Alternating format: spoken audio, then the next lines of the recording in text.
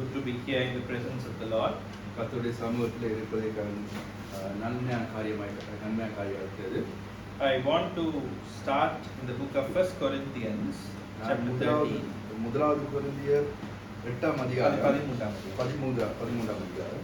1 Corinthians chapter 13.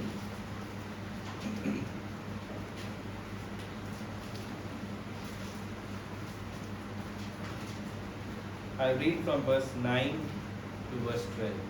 9ஆம் வசனம் தொடக்கம் 12ஆம் வசனம். It says, "For we know in part and we prophesy in part. But when that which is perfect is come, then that which is in part shall be done away. When I was a child, I spake as a child, I understood as a child, I thought as a child. But when I became a man, I put away childish things. For now we see through a glass darkly, but then face to face. Now I know in part, but then shall I know, even as also I am known." நம்முடைய அறிவு குறைவுள்ளது, நாம் தீர்க்க தரிசனம் சொல்லுதலும் குறைவுள்ளது. நிறைவானது வரும்போது குறைவானது ஒளிந்து போகும். நாம் குழந்தையாக இருந்த போது குழந்தையைப் போல பேசினேன், குழந்தையைப் போல சிந்தித்தேன், குழந்தையைப் போல யோசித்தேன். நான் புருஷனான போது குழந்தை கேட்டவை ஒழித்து விட்டேன். இப்பொழுது கண்ணாடியிலே நிழலாட்டமாய் பார்க்கிறோம், அப்பொழுது முகமுகமாய் பார்ப்போம். இப்பொழுது நான் குறைந்த அறிவுள்ளவன், அப்பொழுது நான் அறியப்பட்டிருக்கப்படியே அறிந்து கொள்வேன். I want to speak today on the subject leaving childish things. So இன்றைய நாளிலே குழந்தை கெட்டதான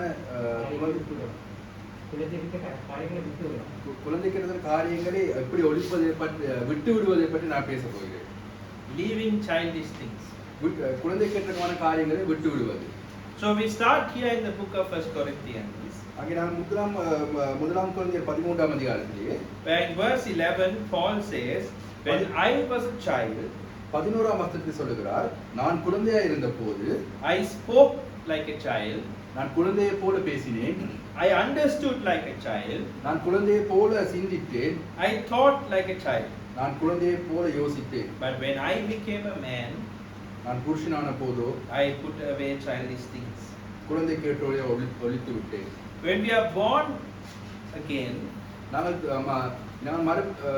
மறுபிறப்பு எடுத்த வேளையிலே we are born as a little child into the family of God. நாங்கள் மறுபிறப்பு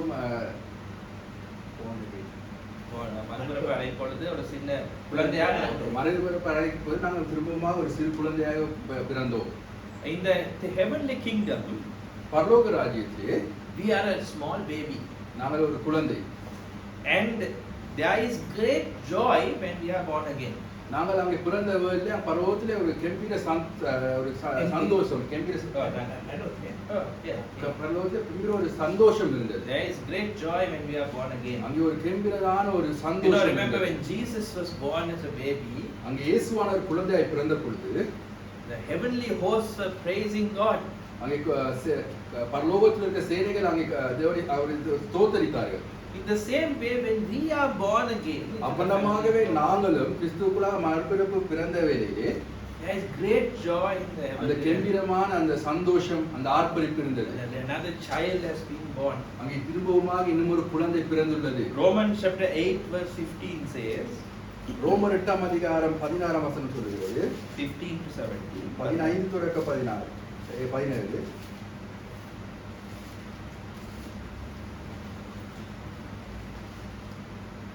"For you have not received the spirit of bondage again to fear, but you have received the spirit of adoption, whereby we cry, Abba, Father. The Spirit itself bears witness with our spirit that we are the children of God." அந்தபடியே திரும்பவும் பயப்படுகிறதுக்கு நீங்கள் அடிமைத்தனத்தின் ஆவியை பெறாமல் அப்பா பிதாவே என்று கூப்பிட பண்ணுகிற புத்திர சுகிராத்தின் ஆவியை பெற்றிருக்கிறீர்கள். நாம் தேவனுடைய பிள்ளைகளாக இருக்கிறோம் என்று ஆவியானவர் தாமே நம்முடைய ஆவியுடைய கூட சாட்சி கொடுக்கிறார். நாம் பிள்ளைகளானால் சுதந்திரமாமே. So we come to that question. So when we are born again, நாங்கள் திரும்பமாக பிறந்த வேளையிலே we receive the spirit of adoption. நாங்கள் அந்த புத்திர சுவிகாரத்தின் ஆவியை நாங்கள் பெற்றோம். and we are able to cry, Abba, Father. நாங்கள் வந்து அப்பா பிதாவே என்று கூப்பிடுகிறதான ஒரு உரிமையை பெற்றோம். He is our Father. So அவர் எங்களுடைய அப்பா பிதா. And the Spirit itself bears witness with our spirit that we are the children of God. அவனமாகவே தேவனுடைய பிள்ளைகள் என்று ஆவியானவர் தாமே அங்கே சாட்சி கொடுக்கிறவராய் இருந்தார். And if we are the children of God, நாங்கள் தேவனுடைய பிள்ளைகளா இருக்கிறவர்களே, we are destined for great things. நாங்கள் வந்து பெரியதான காரியங்களுக்கு எங்களை அவர் முன்குறித்து இருக்கிறார். Because it says, and if children, then heirs of God and joint heirs with Christ. அப்போ நாங்கள் பிள்ளைகளும் சுதந்திரமாமே, தேவனுடைய சுதந்திரம் கிறிஸ்துவோட உடன் சுதந்திரமாமே. So you remember when Jesus was born, அங்கே இயேசு பிறந்த வேளையிலே the kings from the east அங்கே கிழக்கு தேசத்திலிருந்து ராஜாக்கள் came bearing gifts. அங்கே அவர்கள் பரிசுகளை எடுத்துக்கொண்டு வந்தார்கள். Gold, frankincense and myrrh. தங்கம், தூபம், தங்கம், வெள்ளி, தூபம். Why? What did that signify? அது என்னத்துக்கு அடையாளமா இருக்கிறது? Gold to signify that Jesus was going to become King of Kings. அங்கே தங்கமானது இயேசுவானவர் அங்கே ராஜாவாக வரப்போகிறார் என்றதுக்கு அடையாளமா இருக்கிறது. Frankincense because he was going to be our high priest. அங்கே தூபகலசமானது அவர் அங்கே பிரதான ஆசாரியராக போறதுக்கு அடையாளமா இருக்கிறது. And myrrh to signify the suffering that he would have to go through. அங்கே வெள்ளியானது அவர் சொல்லப்படுகிறது.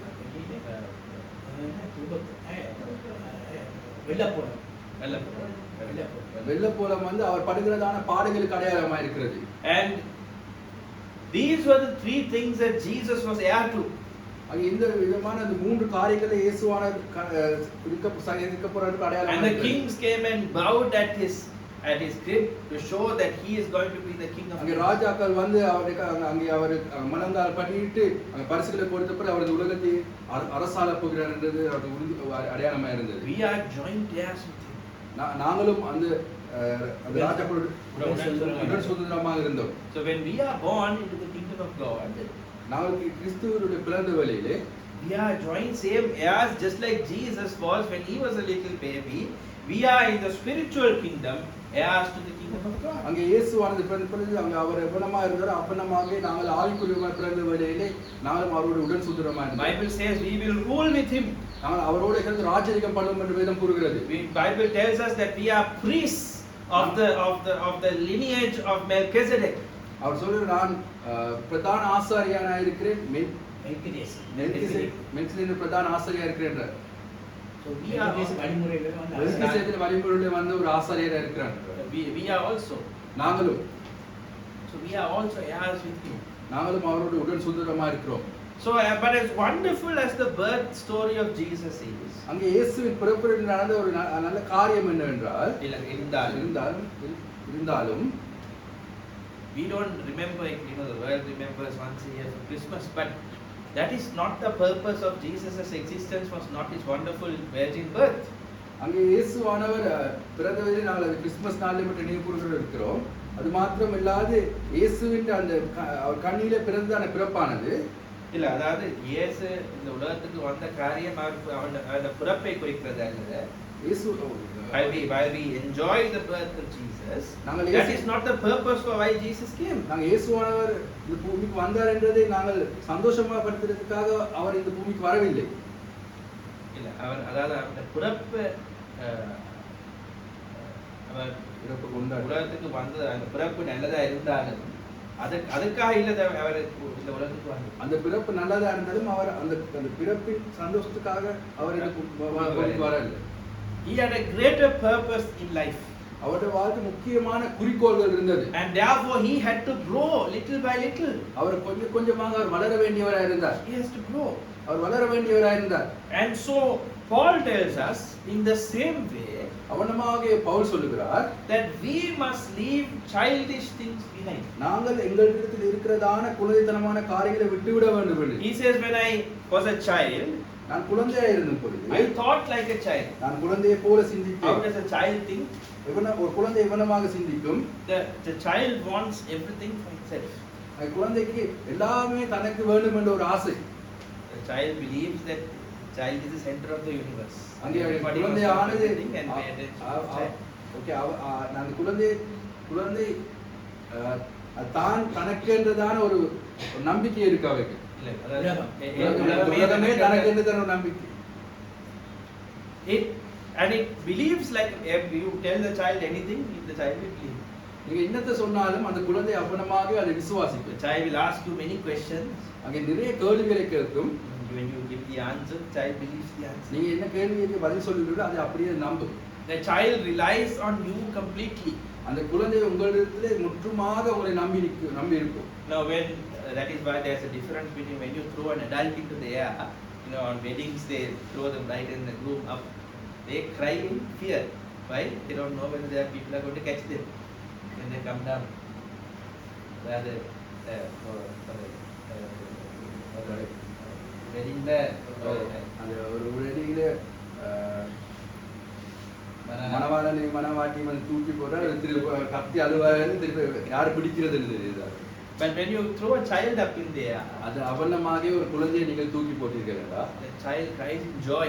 அந்த குழந்தையானது அதை ஒரு சந்தோஷப்படும். Because the child believes and knows that you will catch the child. அந்த குழந்தைக்கு தெரியும் அந்த பிள்ளையை நாங்கள் பிடிக்க போட்டர் பிடிப்பார் என்ற பிள்ளைக்கு நம்பிக்கை. So when we start off in a Christian walk, நாங்கள் அவலமாக எங்கள் கிறிஸ்தவ walk, we start in a Christian walk. நாம் கிறிஸ்தவனாக நடக்கும் பொழுது கிறிஸ்தவ வாழ்க்கையை நாங்கள் தொடக்கும் பொழுது கிறிஸ்தவ வாழ்க்கை தொடக்கும் போது we are also like that. நாங்களும் அவனமாகத்தான். We have great joy in our hearts. எங்களுடைய இதயத்தில் மிகவும் ஒரு சந்தோஷம் இருக்கும். We try to absorb as many things as people teach us. When people are converted, they are so on fire for God. அங்கே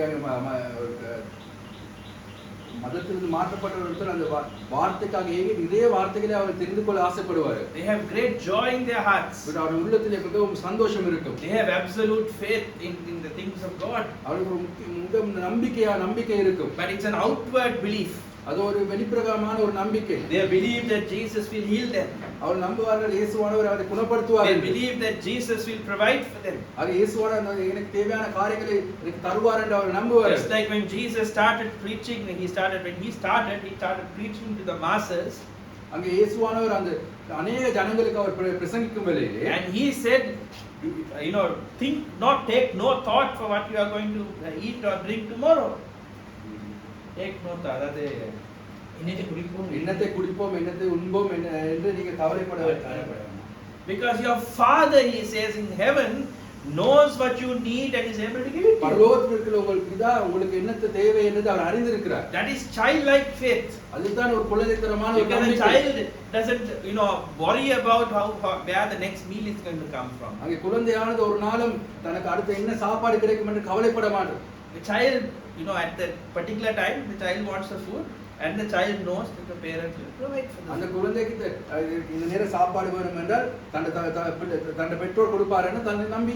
So Jesus was teaching the people, அங்கே இயேசுவானவர் அங்கே பிரசங்கிக்கும் வேளையிலே have childlike faith.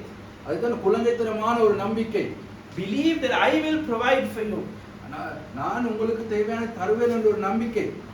He says, I have counted the heavenly Father has counted every hair in your head. பரலோகத்தில் இருக்கிற பிதா உங்கள் தலையில் உள்ள ஒவ்வொரு மயிரையும் எண்ணியிருக்கிறார்னு சொல்லியிருக்கிறார். He says, if the Father can clothe the flowers in the field,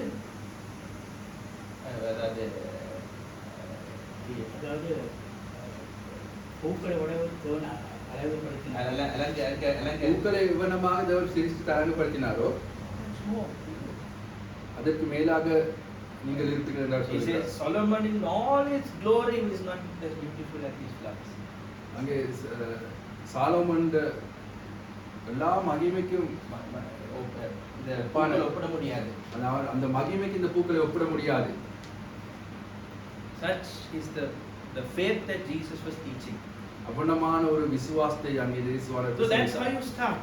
அங்கிருந்து தான் நாங்கள் ஆரம்பிக்கிறோம். You believe God for all the things that he will provide. அங்கே நாங்கள் முற்றிலுமாக தேவன் எல்லா காரியங்களையும் எல்லா விதமான காரியங்களை எங்களுக்கு செய்வார் என்ற நம்பிக்கையிலே நாங்கள் ஆரம்பிக்கிறோம். You start with great joy. நாங்கள் ஒரு பரிபூர்ண சந்தோஷத்தோடு நாங்கள் எங்களுடைய வாழ்க்கையை அங்கே ஆரம்பிப்போம். You start with milk, you drink milk. அங்கே பாலை நாங்கள் உண்போம். But there has to be a time where we need to stop drinking milk. அது ஒரு காலம் வரும் நாங்கள் பாலை குடிக்க முடியாத ஒரு காலம், பாலை குடிக்க நிறுத்துறதான ஒரு காலம் வரும். There is a time when we have to start eating solid food. நாங்கள் கடினமான ஒரு ஆகாரத்தை சாப்பிடுறதான ஒரு காலம் வரும். And then there is a time that you have to start eating spicy food. ஒரு காலம் வரை நீங்கள் உரைப்பான சாப்பாடை சாப்பிடுகிறதான ஒரு காலம் வரும். A small one until about 6-7 months, all he drank was milk. ஒரு 6-7 மாதம் வரை என்னுடைய சிறு குழந்தையானது 6-7 மாதம் வரை பாலை தான் குடித்தது. Then you slowly start the solid food. அங்கே ஒரு கடினமான solid food. Yeah. Then you start. Yeah. Then first you start semi solid food. Then you go into solid food. சாப்பாடு உண்ண ஆரம்பிக்கும் வேளையிலே first you start semi solid food. Semi ஒரு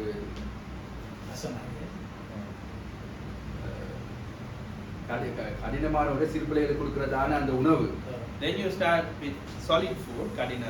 கடினமான ஒரு ஆகாரத்தை சாப்பிட போது திரவியம் இல்லாம சாப்பாடு சாப்பிட போகுது. Then you slowly start adding spice. அதுக்கிடையில ஒரு விதமான ஒரு ஒரு ஸ்பைசஸ் எல்லாம். Then slowly you start introducing different varieties of food. அந்த சாப்பாடுக்கு நாங்கள் ஒவ்வொரு நாளும் அதுக்கு ஒன்றா கூடி வித்தியாசமான ஒரு சாப்பாடை நாங்கள் ஒவ்வொரு நாளும் கொடுப்போம். So Jesus does the same for us. அவனமாக தான் இயேசுவானவரும் we have to continue to grow. நான் தொடர்ந்து வளர்ந்து கொண்டு வர வேண்டும். It says in the book of Hebrews chapter 5, and this is the first, and I'm going to teach you this as the first step. Now how do we leave childish things? First step is we must grow in understanding. எப்பனமாக நாங்கள் குலைத்தனமான காரியங்களை விட்டுவிட வேண்டியது முதலாவது படியை நான் இப்பொழுது நான் சொல்ல போகிறேன். அதாவது we must grow in understanding. நாங்கள் புரிந்து கொண்டு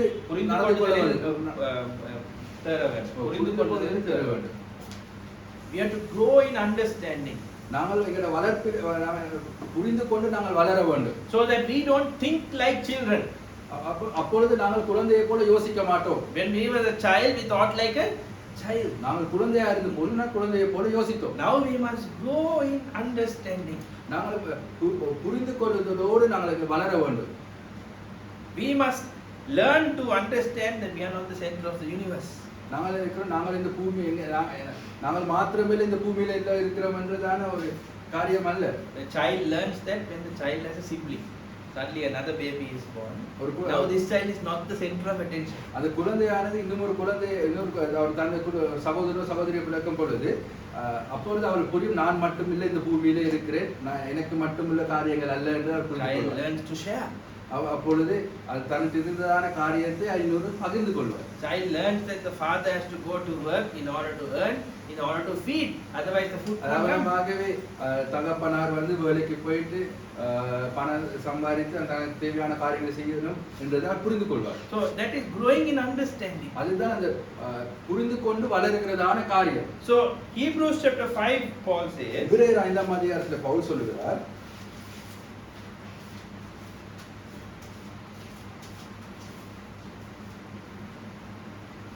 I'll read from verse 10. 10ஆம் வசனத்திலிருந்து, called of God a high priest after the order of Melchizedek, of whom we have many things to say and hard to be uttered, seeing you are dull of hearing. For when for the time you ought to be teachers, you have need that one teach you again, which be the first principles of the oracles of God, and are become such as have need of milk and not of strong meat.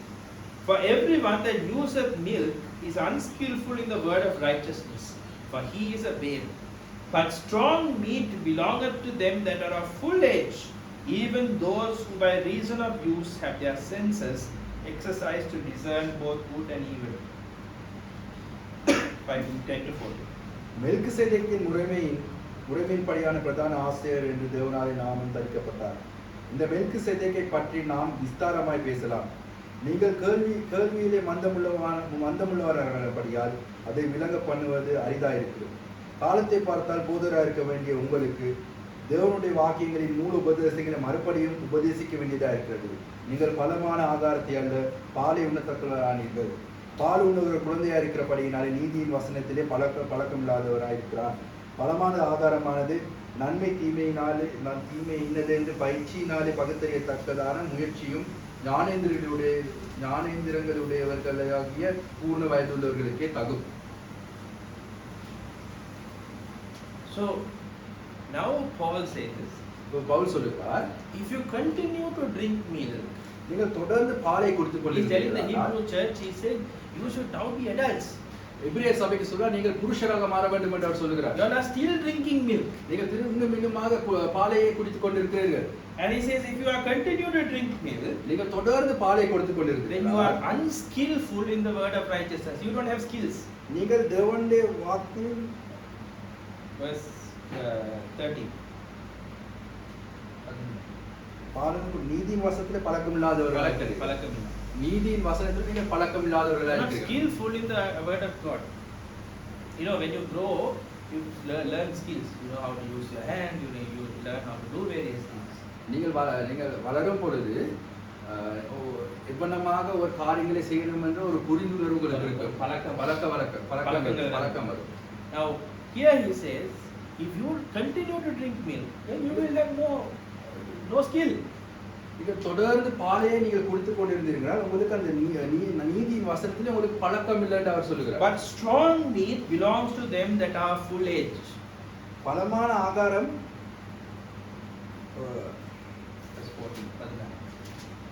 பலமான ஆகாரம் வந்து பூர்ண புருஷருக்கு தகும் என்கிறார். So strong meat are those who have grown up.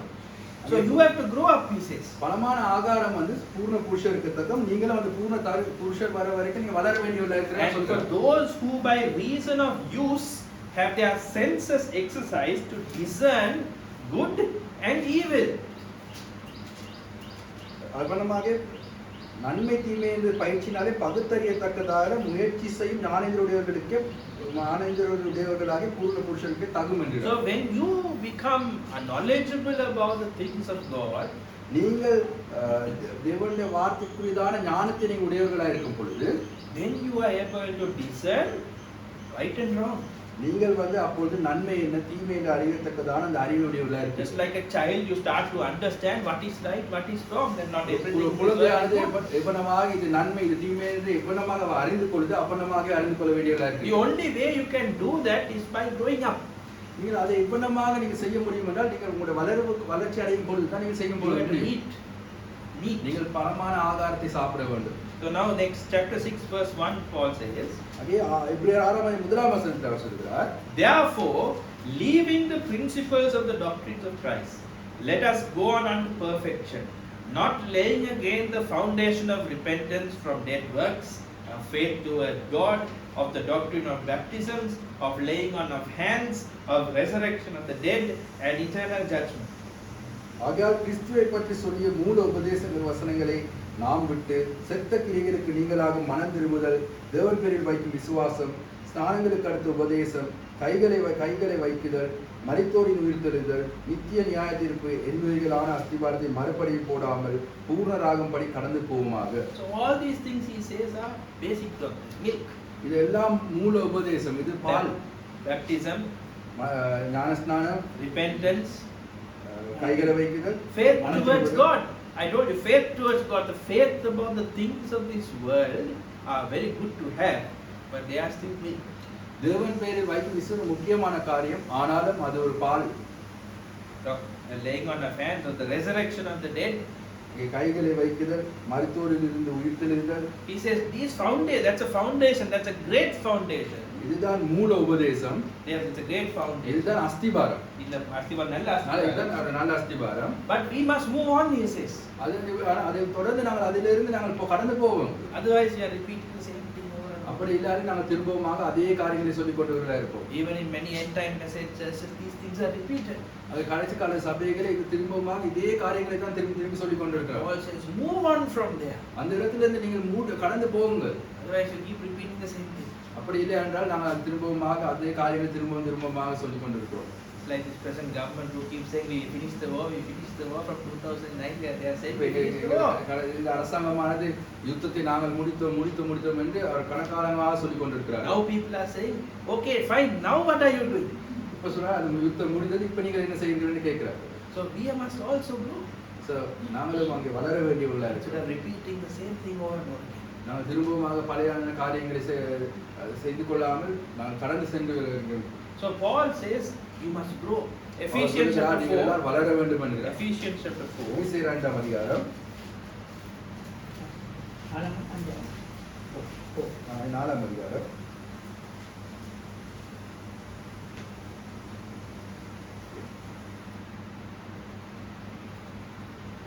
verse 13 and 14. In Tamil, it might be a different verse.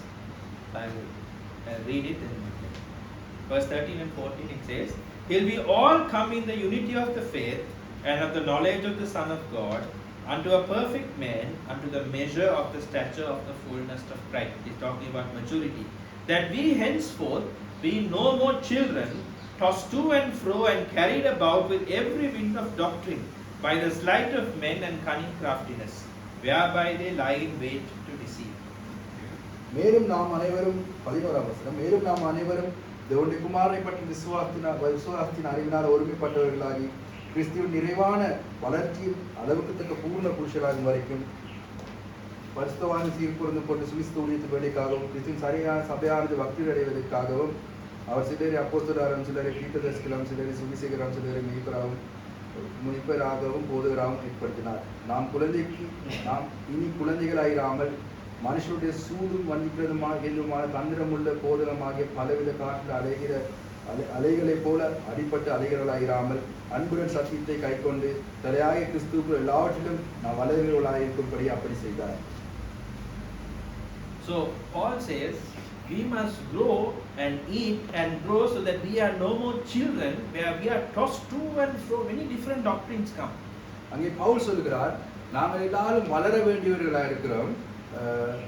நாங்கள் நன்மை தீமை எல்லாவற்றையும் அறிந்து அதை விட்டு நாங்கள் கடந்து சென்று வளர வேண்டியவர்களாக இருக்கிறோம் என்று பவுல் சொல்கிறார். And then only you can stand straight. அப்படி நாங்கள் பொறுத்தான் அந்த காற்றை புற அலையில்லாமல் நாங்கள் நீர் அடிக்கலாம் என்று. Any winds will come. அங்கே அலைகள் வந்து கொண்டு காற்று அலைகள் வந்து கொண்டிருக்கும். We can stand straight if we know what is right. அங்கே நாங்கள் எது சரி என்று அறிந்து கொண்டோம்னால் நாங்கள் நேராக நிற்க முடியவர்களாக இருக்கிறோம். So we are not tossed to and fro like children. So நாங்கள் believe that and then you tell them something else, they'll believe that. ஒரு குழந்தைக்கு நாங்கள் சொல்லுகிற விதமாக காற்றை போல ஒவ்வொரு நேரம் இதை சொன்னால் நம்பும், அதை சொன்னால் நம்ப அவனமாக இருக்க மாட்டோம். We must grow. நாங்கள் வளர வேண்டியவர்களாக இருக்கிறோம். 1 Corinthians chapter 2, 1 கொரிந்தியர் 2ஆம் அதிகாரம் verse 6 onwards. 6ஆம் வசனத்திலிருந்து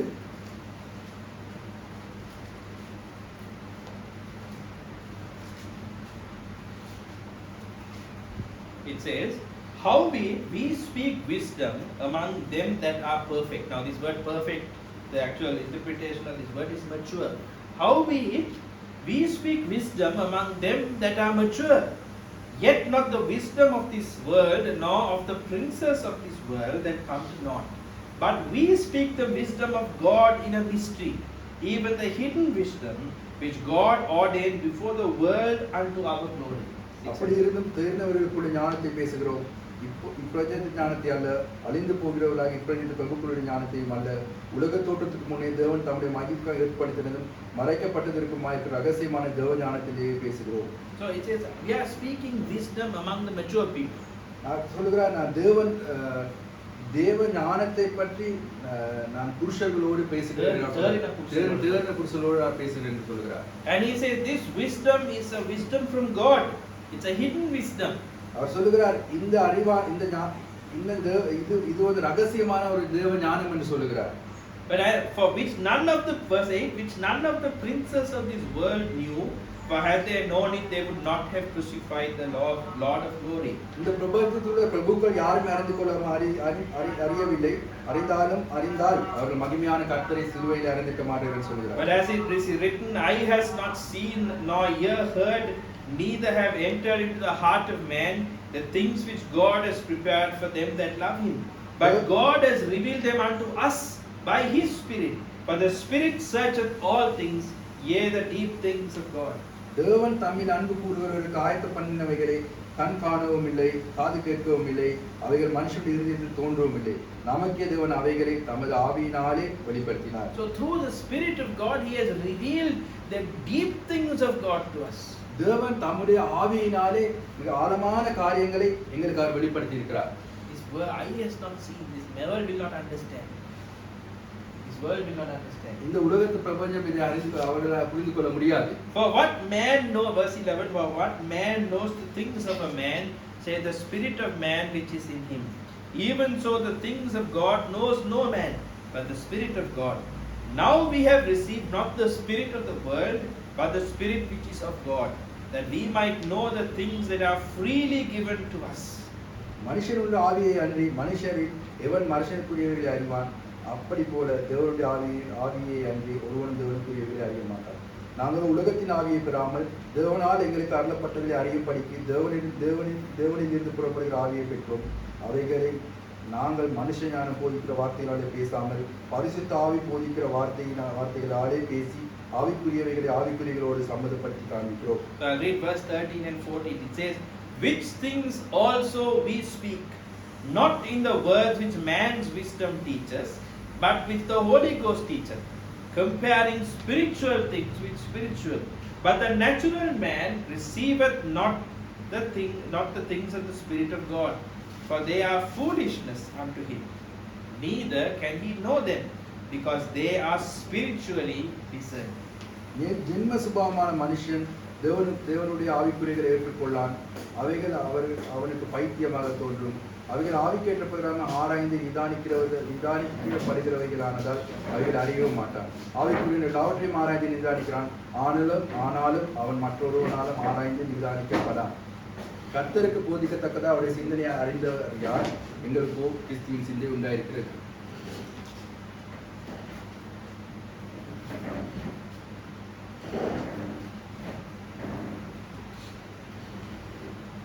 So Paul says here, அங்கே பவுல் சொல்லுகிறார், we speak spiritual things, comparing spiritual things and spiritual things. நாங்கள் ஆவிக்குரியவைகளை ஆவிக்குரியவர்களோடு சம்பந்தப்படுத்தி பேசுகிறோம் என்று பவுல் சொல்லுகிறார். And he says these things are spiritually discerned. Verse 14 says, 14ஆம் வசனம் சொல்லுகிறது, இந்த காரியம் ஆவிக்குரிய காரியமா இருக்கு, ஆவிக்குரியவைகள் ஏற்றுக்கொள்கிறதான காரியமா இருக்கு. So you have to discern or understand spiritually. இந்த காரியங்களை ஆவிக்குரிய விதமாக புரிந்து கொள்ள வேண்டும். And the only way you can do that is to grow in grace and grow in knowledge every day. அங்கே தேவனுடைய ஞானத்திலே வளரும் பொழுதுதான் இந்த ஆவிக்குரியதான புரிந்து கொள்ள எங்களுக்கு புரிய முடியும். Comparing spiritual things with spiritual things. அவர் சொல்லுகிறார், ஆவிக்குரியவைகளை ஆவிக்குரிய சம்பந்தப்படுத்தி பேசுகிறதான காரியம். Now that requires effort. அதற்கு ஒரு முயற்சி வேண்டும். That requires us to make an effort to understand. So அதுக்கு நாங்கள் அதை புரிந்து கொள்கிறதான எங்களுக்கு ஒரு ஞானம் வேண்டும். As worldly children we are sent to school. அங்கே உலகத்தில் இருக்கிற நாங்கள் பாடசாலைக்கு போய் நாங்கள் கற்றோம். We have to learn. அவனமாக நாங்கள் கற்றுக்கொள்ள வேண்டியவர்களாக இருக்கிறோம். School we have exams. அங்கே பாடசாலையிலே அங்கே பரீட்சை இருக்கிறது. In life அவனமாக எங்களுடைய வாழ்க்கையிலே we have many different doctrines that come our way. அங்கே நிறைய விதமான உபதேசங்கள் வந்து போகும். The only way that we can pass the exam, எங்களுடைய வாழ்க்கையிலே அந்த பரீட்சையை நாங்கள் தேர வேண்டும் என்றால் we stand firm in the word of God. நாங்கள் தேவனுடைய வார்த்தையிலே உறுதியாக நிற்க வேண்டியது. When Jesus was baptized, he was taken into the wilderness. அங்கே இயேசுவானவர் ஞானஸ்நானம் பெற்ற பிறகு அவர் அங்கே வனாந்திரத்துக்கு எடுத்துச் செல்லப்பட்டார். And there was an exam given to him. அங்கே ஒரு பரீட்சை இருந்தது. Jesus passed this exam with flying colors. அவர் அந்த பரீட்சையிலே அவர் தேறினார். He passed it with flying colors. அவர் அங்கே நல்ல தேர்ச்சிகள் பெற்று அவர் தேறினார். And we have to continue to advance every year. அவ்வளவாக ஒவ்வொரு வருடமும் நாங்கள் மேன்மேலுமாக கற்றுக்கொள்ள வேண்டியதா இருக்கிறோம். One year we passed grade 1. நாங்கள் முதலாம் ஆண்டிலே நாங்கள் தேர்ந்தோம் என்றால் we have to go to grade 2. நாங்கள் இரண்டாம் ஆண்டுக்கு போக வேண்டும். Lot of people are happy when we passed grade 1. நிறைய பேர் வந்து நான் முதலாம் ஆண்டு படித்துட்டு நான் அதை சித்தி பெற்று விட்டேன் என்று அப்படி சந்தோஷப்படுகிறோம். Next year also they want to do grade 1 again. திரும்பவுமாக அவர்கள் அந்த முதலாம் ஆண்டிலே இருந்து படித்துக் கொண்டே இருக்க அவர்கள் ஆசைப்படுகிறார்கள். But we have to grow. அப்படி அல்ல, நாங்கள் தொடர்ந்து கற்றுக்கொள்ள வேண்டியவர்களாக இருக்கிறோம். And some just like Jesus said, he said when the seed fallen into the ground, அங்கே வித்தானது அங்கே பூமியிலே விழுந்த பொழுது and by the wayside on the ground, it says he started growing. அது அங்கே பூமியிலே இருந்து முளைக்க வேண்டியதா இருக்கு. And then the thorns that are around came and completely wiped out the plant. முட்கள் வந்து அது அந்த வளர்கிறதான அந்த இதை வந்து வளர்க்க முடியாதவன நெருக்கி போடு. So in the same way Jesus said there's a few that hear the word, they amazing word, they appreciate it, it starts growing, and the chaos of this world come and wipe out the அவனமாகவே அங்கே நீங்கள் கற்று இந்த தேடிக்கொண்டு போகிறது சுற்றி இருக்கிறதான ஒரு உபதேசங்கள் வந்து அங்கே முட்களாய் அது வளர முடியாமல் செய்கிறது. You must continue to grow. நீங்கள் தொடர்ந்து நீங்கள் கற்றுக்கொண்டு And that requires a desire in your heart. அது உங்களோட உறுதியத்தில் தீர்மானம் ஒன்று இருக்க வேண்டும். Because sometimes we have a desire, we learn a little bit, then we think we know everything and we are happy. நாங்கள் எங்களுடைய தீர்மானம் இருக்கும், ஆனாலும் நாங்கள் தெரிந்து கொண்டது போதும் என்ற ஒரு இதிலே நாங்கள் சந்தோஷப்பட்டு நாங்கள் கடந்திருக்கிறோம். We must continue to grow in ஆனால் தொடர்ந்து நாங்கள் கற்றுக்கொண்டு முன்னேறியவர்களாக இருக்கிறோம். You know, Jesus at the age of 12, இயேசுவானவர் 12 வயதிலே, I'm taking comparisons from the life of Jesus. At the age of 12, அவர் 12 வயதிலே he went into the temple அவர் ஆலயத்துக்கு சென்று and he was debating with the people who the scribes and the Pharisees who had gone to Bible school. He was debating with them. அவர் அந்த சதுசேய பரிசேயர்களோடு ஒரு விவாதத்தில் ஈடுபடுகிறார். And when his mother came to get him, அங்க தாய் வந்து அவரை கூட்டிட்டு செல்ல வர பொழுது, he said, don't you understand that I must be about the things of my father? அவர் தாய்க்கு சொல்லுகிறார், நான் இந்த பூமிக்குரியதுனா என் தகப்பனுடைய காரியங்களை நிறைவேற்ற வேண்டியவராக வேண்டாமான்னு கேட்கிறார். Look at the desire in the life in Jesus. நீங்கள் இயேசு கிறிஸ்துவான தீர்மானத்தை நீங்கள் உற்று நோக்கி பாருங்கள். Continue to grow in the knowledge. அவர் தொடர்ந்து தன்னுடைய அந்த புரிந்துணர்வுகளை அவர் ஞானத்திலே வளரவே ஆசைப்பட்டுக் கொண்டிருக்கிறார். And sometimes I feel we don't have that desire. அந்த சில நேரங்களில் நான் எனக்கு தெரிகிற வண்ணமாக எங்கள்கிட்ட அந்த வண்ணமான ஒரு தீர்மானம் இல்லை. To go விருப்பம் we don't have that desire to grow. எங்கள்கிட்ட அந்த மாதிரி ஒரு விருப்பம் இல்லை. We are happy with where we are. நாங்கள் எவ்வளவாக இருக்கிறோமே அவ்வளவாக நாங்கள் இருக்க விரும்புகிறோம். We are happy. நாங்கள் come to a level and we are happy. நான் ஒரு கட்டத்துக்கு வந்த பிறகு ஓகே நான் இப்படி இருந்துட்டு போவோம்ன்ற ஒரு விருப்பம். Grade 3 மூன்றாம் ஆண்டிலே நாங்கள் இருக்கிறோம், அதிலே சந்தோஷமா இருக்கிறோம். We don't want to go further. இதுக்கு மேல எங்களுக்கு போக விருப்பம் இல்லை. We don't need to go further. அந்த இடத்துக்கு போக வேண்டிய அவசியமும் இல்லை. Too much complications.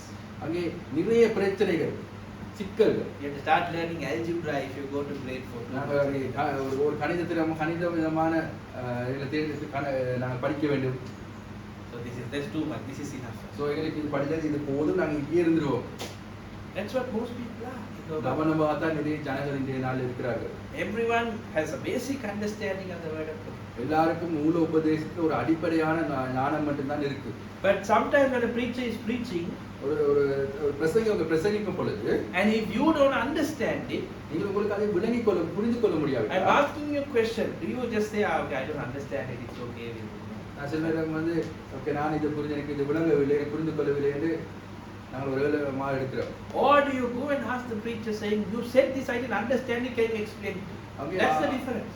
So அங்கே புரிந்து கொள்ள வேண்டியதான விருப்பம் இருக்கவர் போயிட்டு நீ இந்த காரியத்தை பிரசங்கித்தா எனக்கு விளங்கல, திரும்பவும் எனக்கு சொல்லித்தான்னு கேட்பீர்கள்.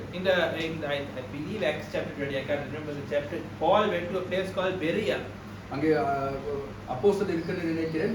பவுலானது பெரியான ஒரு இடத்துக்கு சென்றார். And the people of Berea, அந்த இடத்துல பெரியான சரத்துல இருந்த ஜனங்களானது, the Bible says they were more, they were much more keen than every other country, every other place that Paul had been to. மற்ற எல்லா இடத்தை விடவும் இந்த இடத்துல இருந்த ஜனங்கள் மிகவும் ஆவலாக இருந்தார்கள். The Bible says they searched the scriptures daily to check whether what Paul said was true. அவர்கள் வந்து வேதத்தில் இருக்கிறது ஆராய்ந்து அறிந்து பவுல் சொன்னது சரியா என்று அவர்கள் உறுதிப்படுத்திக் கொண்டிருந்தார்கள். So when Paul came and preached, they didn't say whatever you say is right. அங்கே பவுலானது வந்து பிரசங்கிக்கும் போது அவர் சொல்ல நீ எல்லாம் பிரசங்கித்தது எல்லாம் சரி என்று சொல்லவில்லை. They came with the Bible. அவர் வேதத்தை எடுத்துட்டு கொண்டு வந்தார். Sent with Paul. அங்கே அவர்களோடு பவுலோடு இருந்து. And they said, Paul, you said this. அங்கே பவுல் நீ இதை சொன்னாய். Now this verse in the Bible says this. அங்கே ஆனாலும் இந்த வேதத்துல இந்த பகுதி இவ்வளமாக சொல்கிறது. Explain it to me. எங்களுக்கு விளங்கப்படுத்தி சொல். They challenged Paul. அங்கே அவர் பவுலோடு ஒரு சவால் விட்டாரு. That's how you grow. சபனமாக தான் நீங்க வளர வேண்டியவர்கள். Because when you are a child, you believe everything that is told you. ஒரு குழந்தையா இருக்கும் பொழுது குழந்தையை போல தான் நீங்க யோசிப்பீர்கள். But when you are slightly older, நீங்கள் ஒரு குறிப்பிட்ட வயதை அடைந்த பொழுது, when the mother or father tells you don't do this because of this, அவங்களுக்கு சொல்லுகிறார் உங்க தாய்ப்பார் சொல்லுகிறார்கள் இதை செய்ய இந்த காரியத்தை இதை செய்ய வேண்டாம் என்று சொல்லும் பொழுது, the child starts arguing back. So அவனமாக இருக்கும் போது அந்த குழந்தை திரும்பமாக ஒரு விவாதிக்கும். He challenges the child. The parent. அந்த பேரண்டோட சவாலை விடும். Why are you saying this? ஏன் இதை சொல்லுகிறாய்? Why are you saying this? ஏன் இதை நீ I சொல்லுகிறாய்? can't do it. Can't I do it like this? நீங்க சொல்ற விதமாக செய்யலாம், நான் இவ்வளமாக செய்தால் சரியா? That is the sign of growth. So அப்ப நம்ம அதுதான் ஒரு வளர்ச்சியின் ஒரு அடையாளமா இருக்கிறது. So I don't know whether Brother Rohan has any experience, but I have not. Nobody has ever come up to me after the service and said, "Brother, you said this. I didn't understand it," or "Brother, you said this. I don't agree with you." Brother அந்த அனுபவம் இருக்குமோ தெரியல. என்னை பொறுத்த வரைக்கும் நான் பிரசங்கித்த பிறகு இந்த இடத்துல வந்து யாரும் ஒரு விளக்கம் கேட்கறது இல்லை. If you don't understand it, உங்களுக்கு இது புரிந்தவில்லை, ask the question. கேள்விகளை கேளுங்க. That is your desire. அதுதான் உங்களுடைய விருப்பம். Jesus had it at the age of 12. அவர் இயேசுவானவர் 12 வயதிலே அந்த வளர்ச்சி இருந்தது. Where we must ask and debate about நாங்கள் வந்து கேட்டு விவாதித்து அதை புரிந்து கொள்ள வேண்டும். Comparing spiritual things with spiritual. ஆவிக்குரிய காரியங்களை ஆவிக்குரியவர்களால் சம்பந்தப்படுத்தி நாங்கள் புரிந்து கொள்ள வேண்டும். That's how we grow. அப்ப நம்ம தான் வளர வேண்டும். Jesus, when he started by speaking parables. அவர் முதலாவது பிரசங்கிக்கும் போது அவர் உண்மைகளை ஊடாக பேசினார். Jesus, when he started speaking, as I said, he started saying, "Blessed are the meek." அவர் சொல்லுவார் தாழ்மையுள்ளவர்கள். That's how first he started. அவனமாக தான் அவர் ஆரம்பித்தார். Then he started speaking parables which people thought was something else, but he was talking about something அதற்கு else. அங்கால அவர் வந்து ஊமைகளாக சில காரியங்களை பேசும் பொழுது அங்கே ஜனங்கள் ஒவ்வொரு வித்தியாசம் விதமாக ஒவ்வொரு காரியங்களை புரிந்து கொண்டார்கள். So he said, "The sower went forth to sow." அங்கே விவசாயம் விதைக்க புறப்பட்டார். And he told the parable. So அந்த ஊமை அவர்கள் சொன்னார். Everyone thought he's talking about how farming techniques. So அங்கிருந்து ஜனங்கள் இவர் விவசாய சம்பந்தமாக அவர் பேசுகிறார்கள், அவர் கவனமாக புரிந்து கொண்டார்கள். Come from the agriculture department. அவர் வந்து ஒரு விவசாய திணைக்களத்திலிருந்து வருகிறார் என்று அவர் யோசித்திருக்கிறார்கள். But then the disciples in Matthew chapter 13, I'll read this. மத்தேயு 12ஆம் அதிகாரத்திலே இயேசுவின் சீஷர்கள்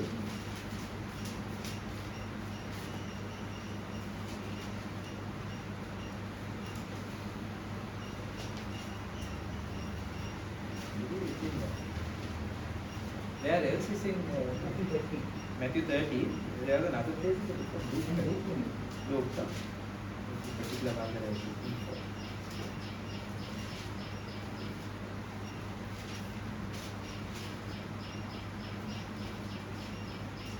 Verse 10. Matthew verse 13 verse 10, I know that, yeah. Anyway, so after the end of this, when Jesus said this parable, உவமைகளோடு உவமைகளை பேசின பிறகு verse 10 it says, Matthew 13 and verse 10. மத்தேயு 13ஆம் அதிகாரம் 10ஆம் வசனம் சொல்லுகிறது. And the disciples came and said unto him, "Why speakest thou in parables to them?" இயேசுவின் சீஷர்கள் இயேசுவிடத்திலே வந்து அவர் சொல்கிறார், ஏன் அவர்களோடு உவமைகளாக பேசுகிறீர்கள் என்று கேட்டார்கள். Now in another, I can't remember which gospel, it says, the disciples followed Jesus into the house. Now Jesus came and preached to many people, then he sent them all away. The disciples followed Jesus into the house. I believe it's in Mark or Luke. அங்கே இயேசுவோட பிரசங்கம் போறது நிறைய ஜனங்கள் வந்து போயிடுவார்கள், ஆனால் அவருடைய சீஷர்கள் அவரை பின்பற்றியே போய் கொண்டிருந்தார்கள். பின்பற்றி அவர் வீட்டுக்குள்ளே போய் கொண்டிருந்தார். And then they asked him, அதுக்கு பிறகு அவர் கேட்கிறார்கள், "Why are you talking to these people in parables?" ஏன் இவர்களுக்கு உவமைகளோடு பேசுகிறீர்கள் என்று கேட்கிறார்கள். And Jesus says, அப்போ இயேசுவானவர் சொல்லுகிறார், he answered and said unto them, "Because it is given unto you to know the mysteries of the kingdom of heaven, but to them it is not given." அவர் சொல்லுகிறார், அவர் பிரதியுத்தரமாக பரலோகத்தின் ரகசியங்களை அறிவிப்பது உங்களுக்கு அருளப்பட்டது, அவர்களுக்கு அருளப்படவில்லை. For whosoever has, to him shall be given, and he shall have more abundance. But whosoever has not, from him shall be taken away even that he has. உள்ளவன் எவனோ அவனுக்கு கொடுக்கப்படும், பரிபூர்ணம் அடைவான், இல்லாதவன் எவனோ அவனுக்கு இல்லதும் எடுத்துக்கொள்ளப்படும். Therefore speak I to them in parables, because they seeing see not, and hearing they hear not, neither do they understand. அவர்கள் கண்டும் காணாதவர்களாயும் கேட்டும் கொள்ளாதவர்களும் உணர்ந்து கொள்ளாதவர்களுமாய் இருக்கிறபடியால் நான் உவமைகளாக அவர்களோடு பேசுகிறேன். Bad place to be. ஒரு You hear, but you hear not. நீங்கள் கேட்கிறீர்கள், ஆனாலும் அதை கேளாதவர்கள் போல இருக்கிறீர்கள். That's why in the book of Revelation it says, "He that has a ear, let him hear what the Spirit has." வெளிப்படுத்தல் 3ஆம் அதிகாரம் சொல்றது, காது உள்ளவன் கேட்க கடவன். He that has a spiritual ear. அங்கே ஆவிக்குரிய காது உள்ளவன் கேட்கிறவர். Otherwise, you may be here, அப்படி இல்லை என்றால் நீங்கள் இவ்விடத்தில் இருப்பீர்கள், you will hear the message, நீங்கள் கேட்டுக்கொண்டு தான் இருப்பீர்கள், but ஆனாலும் no understanding. ஒரு புரிந்து கொள்ளல் இல்லை. And so whatever I say will be like parables. நான் சொல்லுகிறது உங்களுக்கு உண்மையாக தான் புரியும். At the end of the sermon, you may remember the jokes, but you may not remember the sermon. பிரசங்க முடிந்த வேளையிலே நான் சொல்லுகிறதான நகைச்சுவை காரியங்களுக்கு விலகி கொண்டிருக்கும், மற்றதான காரியங்கள் எல்லாம் போய்விடும். You must follow him into the house. அவர் நீங்கள் பின்பற்ற வேண்டியவர்களாக இருக்கிறீர்கள். Follow me home. நீங்கள் இயேசுவை வீட்டு வரைக்கும் நீங்கள் பின்பற்ற வேண்டியவர்களாக இருக்கிறீர்கள். What do you mean by this?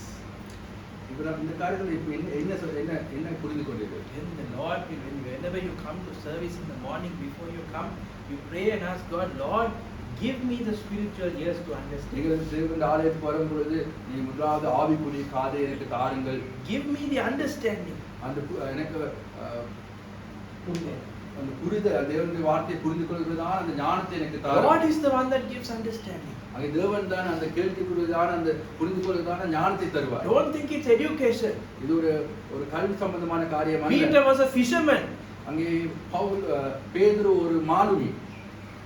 He had no education. அவருக்கு எந்த விதமான ஒரு கல்வியான அறிவு இல்லை. Brother Branham's learned only up to grade 3. அங்கே பிரதர் Grade 7. பிரதர் பிரணாம் வந்து 7ஆம் ஆண்டு வரைக்கும் அவர் படித்திருந்தார். I know other servants of God whose they were illiterate. They learned to read English by reading the Bible.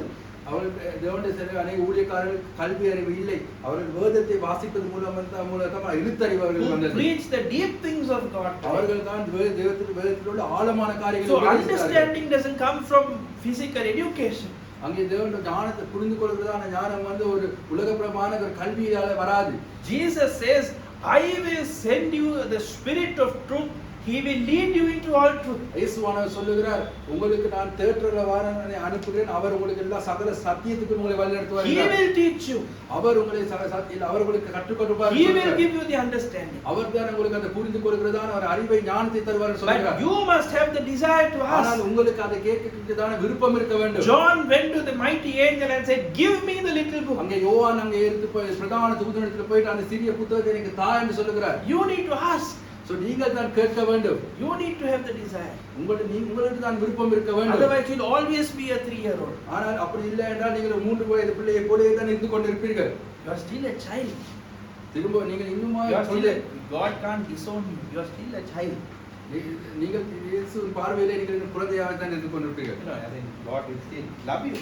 உங்களை தேவன் உங்களை அன்பு செலுத்துவார். If you are a child of God, if you are born into the family of God, God will love you regardless. நீங்கள் தேவனுடைய மறுபிறப்பை எடுத்து தேவனுடைய ஆலயத்தில் குடும்பத்தில் இருப்பீர்கள், அவர் அனிவா உங்களை அன்பு செலுத்திக் கொண்டு தான் இருப்பார்.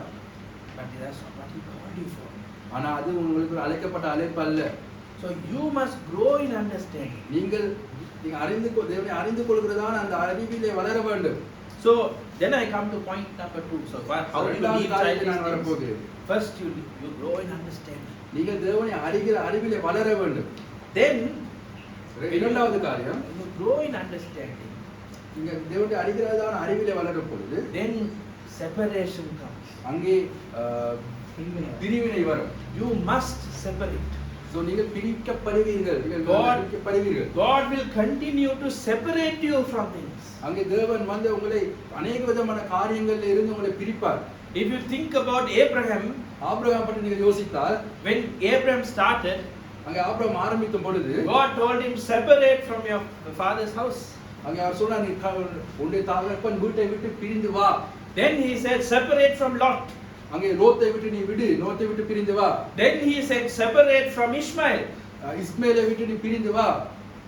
He continued to separate them. அவர் தேவன் அவளை பிரித்து கொண்டே வந்தார். And when you start growing in the knowledge of God, நீங்க தேவனுடைய அறிவிலே வளரும் பொழுது separation will come. அங்கே பிரிவினைகள் வந்து கொண்டுதான் இருக்கும். Because when you grow as a person, நீங்கள் ஒரு மனுஷனை வளர்ந்து கொண்டிருக்கும் பொழுது, you learn that not everybody is your friend. நீங்கள் அறிந்து கொள்வீர்கள், எல்லாருமே உங்களுடைய நண்பர்கள் என்று நீங்கள் அறிந்து கொள்வீர்கள். So you, when you are in school, you start having a group of friends. அங்கே பாடசாலையில் இருக்கும் பொழுது எங்களுக்கு ஒரு குறிப்பிட்ட நண்பர்கள் இருப்பார்கள். Not everybody is your friend. அது எல்லாருமே நண்பர்களாக இருக்க மாட்டார்கள். When you are a 2-year-old, ஒரு 2 வயதுல இருக்கும் பொழுது Everybody, the whole world is his friend. இந்த முழு உலகமே உங்களுக்கு நண்பர். He doesn't know what is right, what is wrong. என்ன நன்மை தீமை என்று தெரியாது. But when you grow in grace and knowledge, நீங்கள் வந்து தேவனுடைய அறிவிலும் கிருபையிலும் நீங்கள் வளரும் பொழுது you separate. அங்கே பிரிவினைகள் வரும். And when you grow older, அங்கே நீங்கள் இன்னும் முதிர்வடையும் பொழுது when you leave school, அங்கே பாடசாலை விட்டு வரும் பொழுது you think that you will be friends with all your school friends for life. நீங்கள் நினைப்பீர்கள் இந்த எனக்கு பாடசாலையில் எல்லாரிடையும் நான் என் வாழ்க்கை ஃபுல்லாக நண்பராக இருப்பேன் என்று நினைப்பீர்கள். 10 years later you think back, maybe only 1 or 2 people. So 10 வருடத்துக்கு பிறகு பார்த்தால் ஒன்றே ஒரு 2 பேர் தான் இருப்பார்கள். But you have a different group. ஆனால் You have a different group of friends. அதை விட்டுட்டு உங்களுக்கு ஒரு வித்தியாசமான ஒரு இன்னும் ஒரு Friends நண்பர்கள் at இருப்பார்கள். work, or friends from வேலை university. செய்கிற இடங்களில் நண்பர்கள், யூனிவர்சிட்டியிலே நண்பர்கள். So you separate little by little. அங்கே ஒவ்வொரு காலத்திலும் அது பிரிவினையாக வந்து கொண்டிருக்கும். And the really close friends அது உண்மையான நண்பர்கள் are the friends who share your what you enjoy. அவர்கள் நீங்கள் என்னத்தில் சந்தோஷப்படுகிறோ அது எல்லாவற்றையும் அவர்கள் பகிர்ந்து கொள்வார்கள். That they are the people who are your close. அவர்கள் தான் உங்களுடைய நண்பர்களாக இருப்பார்கள். In the same way, God brings separation. அவனமாகவே தான் தேவன் வந்து பிரிவினைகளை உருவாக்குவார். So He separates a small group of people அங்கே ஒரு பிரிவினை, ஒரு சிறிய கூட்டத்துக்காக தேவன் அந்த பிரிவினைகளை கடந்து சென்று கொண்டு who are His people. அவர்கள் தான் தேவனுடைய பிள்ளைகள். 1 Corinthians chapter 11, அது 1 கொரிந்தியர் 11 அதிகாரம் Paul says, பவுல் சொல்கிறார்,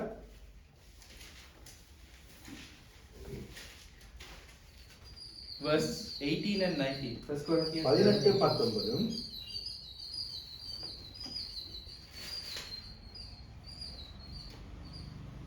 So first of all, when you come together in the church, I hear that there be divisions among you, and I partly believe it. For there must be also heresies among you, that they which are approved may be made manifest among you. முதலாவது நீங்கள் சபையிலே கூடி வந்திருக்கும் பொழுது உங்களில் பிரிவினை உண்டு என்று கேள்விப்படுகிறேன். அதில் சிலவற்றை நம்புகிறேன். உங்களில் உத்தமர்கள் இன்னார் என்று வெளியாகும்படிக்கு மார்க்க பேதங்களும் உங்களுக்கு உண்டாயிருக்க வேண்டியதே. So Paul says that there are heresies inside the church. சபைக்குள்ளாக மார்க்க பேதங்கள் இருக்குன்னு அவர் தெரியும் என்றார். And Paul says, I believe it. அதை நான் நம்புகிறேன். And he says it's a good thing.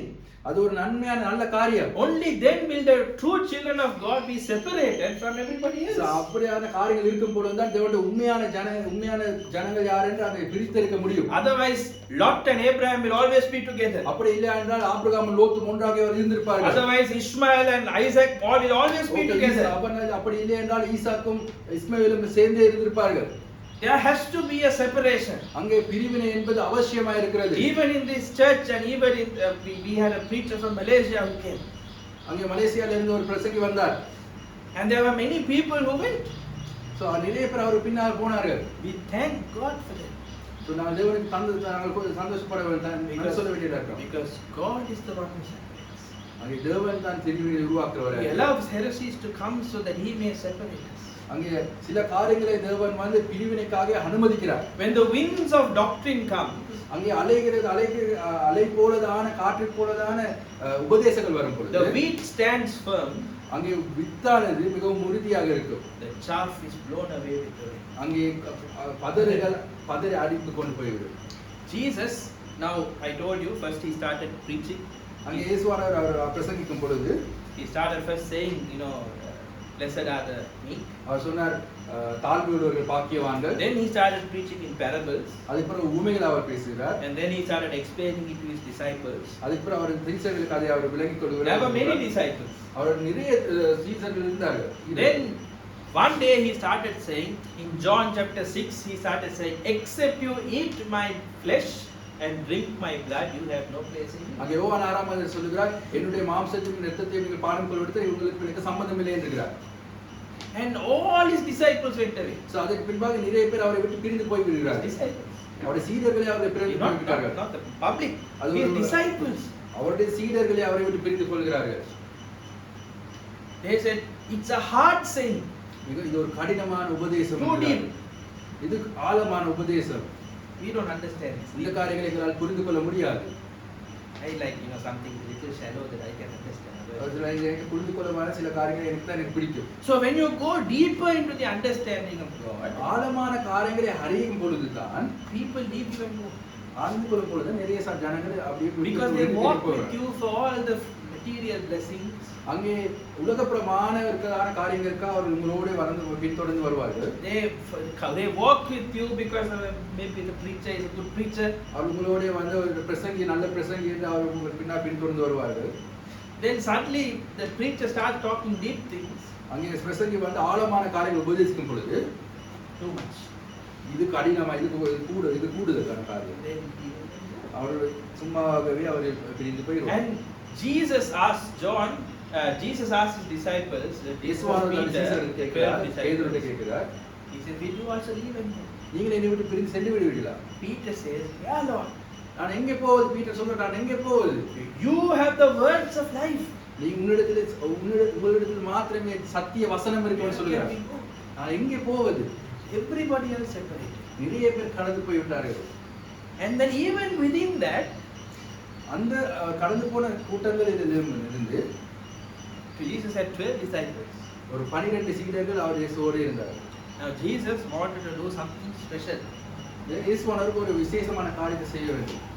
In Matthew chapter 17, மத்தேயு 17ஆம் அதிகாரம், read Matthew 17.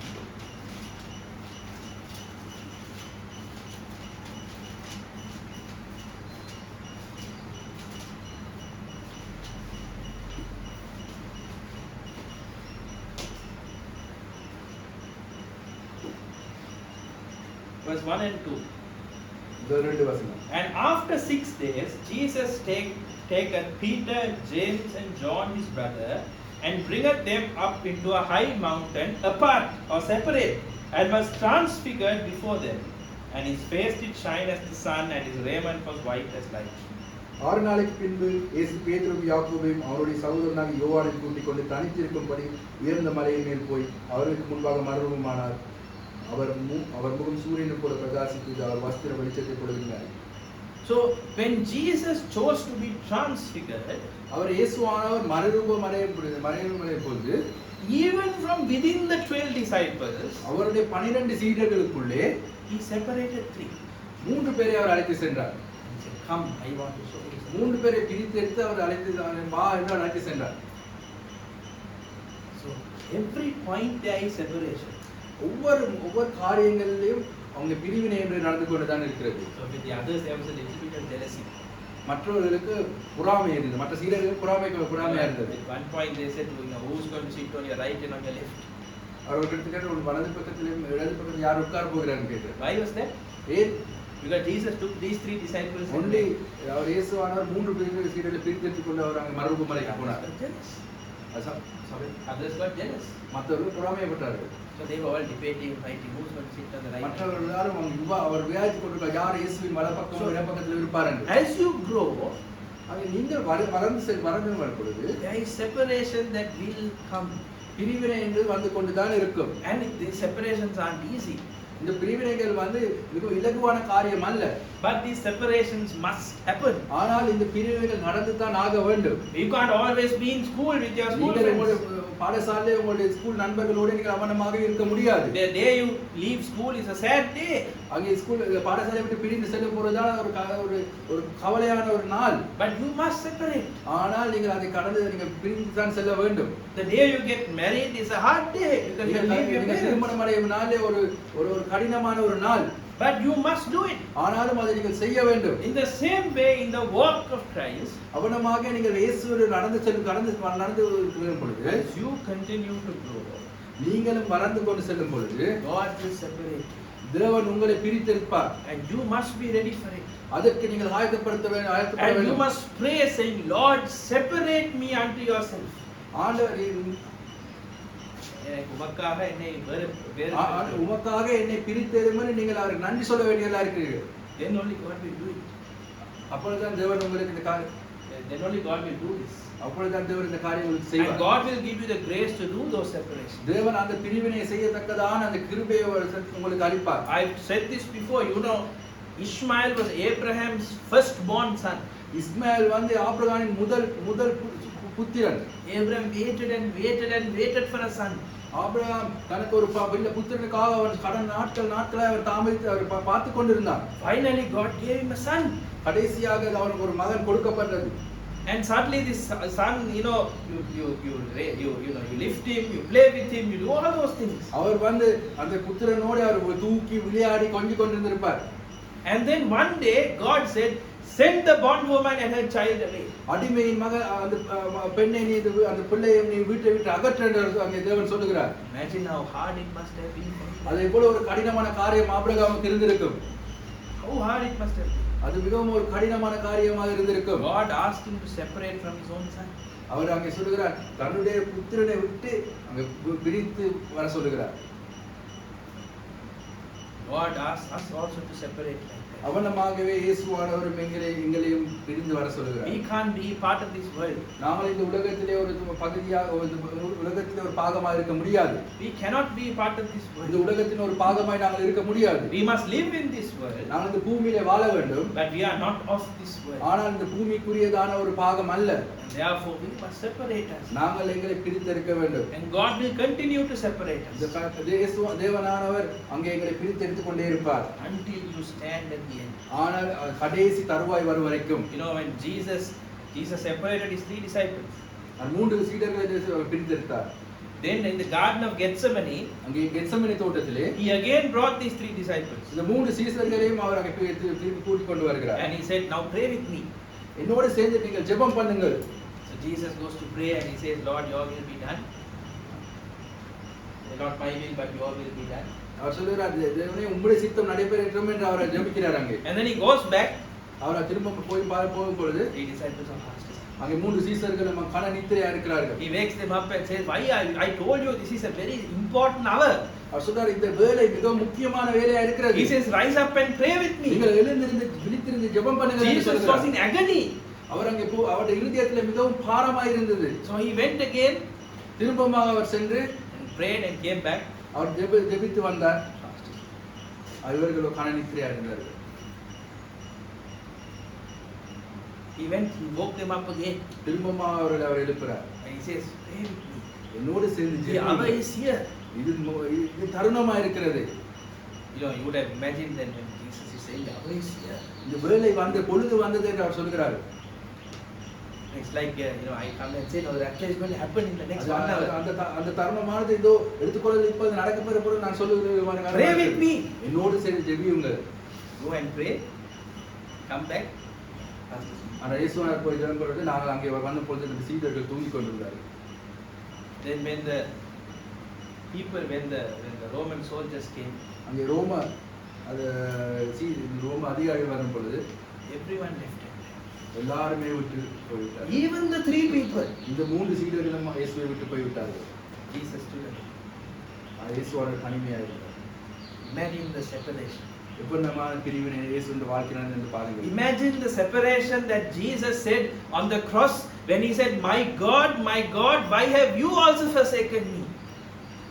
இயேசுவானவர் நீங்கள் கொஞ்சம் யோசித்து பாருங்கள். அவர் சிலுவையிலே என் தேவனே ஏன் என்னை கைவிட்டீர்கள் என்ற ஒரு தருணத்தில் இருக்கும் பொழுது நீங்கள் கொஞ்சம் யோசித்து பாருங்கள். Completely separated. அது ஒரு தனிமைப்படுத்தப்பட்டது. நான் ஒரு Single man dying. ஒரு தனி மனிதனாக அவர் தனிமைப்படுத்தவர் அவங்க சிலுவையிலே அவர் இருந்தார். That is what was asked of God, Jesus. God asked the same thing of us to continue to separate. அதுதான் நாங்கள் தேவன் எதிர்பார்க்கிறார். நாங்களும் ஒவ்வொரு நாளும் பிரிவினையிலே கடந்து செல்ல வேண்டும். As we grow, we must separate. நாங்கள் வளரும் பொழுது நாங்கள் பிரிவினை என்கிற வாழ்க்கையிலே இருக்கிறோம். And when we come to that point, நாங்கள் அந்த ஒரு தருணத்துக்கு வரும் பொழுது then we become Christ. We become Christ. நாங்கள் கிறிஸ்துவை போல மாறுகிறோம். When Christ is in us, கிறிஸ்துவானவர் எங்களுக்குள்ளே இருக்கிறார். when we are separated from everybody else, நாங்கள் எல்லாவற்றையும் பிரிந்து வரும் பொழுது this is step number 3.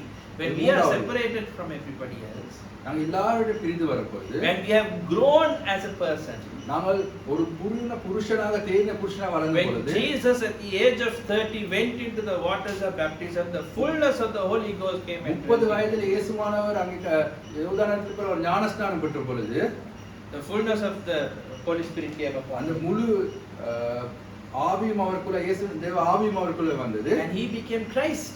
அவர் கிறிஸ்துவாக மாறினார். In the same way, அப்பனமாகவே when we come to this point of separation, அந்த பிரிவினை தருவானில் வரும் பொழுது we become little Christ. நாங்க ஒரு சிறிய கிறிஸ்துவாக எழும்புவோம். Each one of us are a part of Christ. நாங்கள் எல்லாரும் கிறிஸ்துவின் பாகமாக And the இருப்போம். fullness of the Holy Spirit comes and rests. அந்த பரிபூர்ணமான அந்த தேவ ஆவி எங்களுக்குள்ளே And வரும்பொழுது that is what we are today. அந்த ஆவி பொழுது நாம் கிறிஸ்துவாக We மாறுவோம். are baptized in the body of Christ. நாங்கள் இயேசுவின் அவரை கிறிஸ்துவாக நாங்கள் ஞானஸ்நானம் பெற்றோம். And we become one with Him. நாங்கள் இருவரும் ஒன்றானோம். Colossians 1:27 says that this is the mystery of God, which is Christ in you, the hope of glory. இது ஒரு பெரிய கொலோசியராக இது பெரிய ரகசியம். கிறிஸ்து உங்களிலே இருக்கிறார். அதுதான் பெரிய ரகசியம். Christ in you. கிறிஸ்து உங்களுக்குள்ளே இருக்கிறார். That's why we learned that was it last Sunday. You are gods. Doctor நீங்க தேவர்கள் என்று நான் பிரசங்கித்தேன். You are gods. நீங்க தேவர்கள். If Christ is in you, கிறிஸ்து உங்களுக்குள்ளே இருந்தால் he that sees you as seen the Father. அவர் உங்களை அவனமாக அவர் பார்ப்பார். உங்களை பார்த்த கர்த்தரை உங்களை பார்த்த பார்த்த because there's a part of Christ in you. அங்கே கிறிஸ்து உங்களுக்கு ஒரு பகுதியா இருக்கும் பொழுது உங்களை அவர் தேவர்களை போல பார்ப்பார். That is why Jesus came out of the waters of baptism. அவர் ஞானஸ்நானத்தில் அவர் தண்ணீரில் இருந்து வெளியே வந்த பொழுது He was Christ. அவர் கிறிஸ்துவா இருந்தார். And that's a revelation. அது ஒரு வெளிப்படுத்தல். While you and I believe it, நாங்கள் எல்லாரும் விசுவாசிக்கிறோம். you know, in the book of the disciples didn't know it அங்கே இயேசு சீடர்கள் வந்து அது அவருக்கு தெரியாது. until one day Jesus asked the disciples, who do people say that I am? அவருக்கு தெரியாது. இயேசு ஒரு நாள் கேட்கிறார், ஜனங்கள் என்னை பற்றி என்ன சொல்லுகிறார்கள்? So one said you are Elijah, some say சிலர் அவர் சொல்றாரு நீ எலியான்றாரு, some say you are John the Baptist. நீ யோவான் ஞானஸ்நானம் என்றாரு. And then Jesus asked, who do you say that I am? அப்படி இயேசு அவர் கேட்கிறார், நீங்கள் என்னை பற்றி என்ன சொல்லுகிறீர்கள்? And Peter said, thou art the Christ, the Son of the living God. அவர் சொல்றார், நீ தேவபுத்திரனும் கிறிஸ்துவுமாய் இருக்கிறேன் என்று அவர் சொல்கிறார். And Jesus said, flesh and blood did not reveal this to you, இது மாம்சம் இரத்தம் உனக்கு வெளிப்படுத்தவில்லை, Father in heaven. அது பரலோகத்தில் தேவன் உனக்கு வெளிப்படுத்தன்னு சொல்கிறார். In the same way, அவனமாகவே knowing that we are the Christ, நாங்களும் கிறிஸ்து என்று அறிந்திருப்பது that is also great revelation. அது ஒரு மிகப்பெரிய மிகப்பெரிய வெளிப்படுத்தல். And flesh and blood cannot reveal it to you. ஆகவே அது வந்து மாம்சமும் இரத்தமும் அதை உங்களுக்கு வெளிப்படுத்த முடியாது. I have an uncle in Canada. என்னுடைய மாமனார் இருக்கிறார் கனடாவிலே. My father shares all our messages with. அவரோட நாங்கள் பிரசங்கிக்கிறதான ஒவ்வொரு கிறிஸ்தவ அவர் share பண்ணுறவர். Every week when we say you are part of Christ, நான் ஒவ்வொரு நாளும் நீங்கள் கிறிஸ்துவின் பாகம் என்று சொல்லும் பொழுது he gets very angry.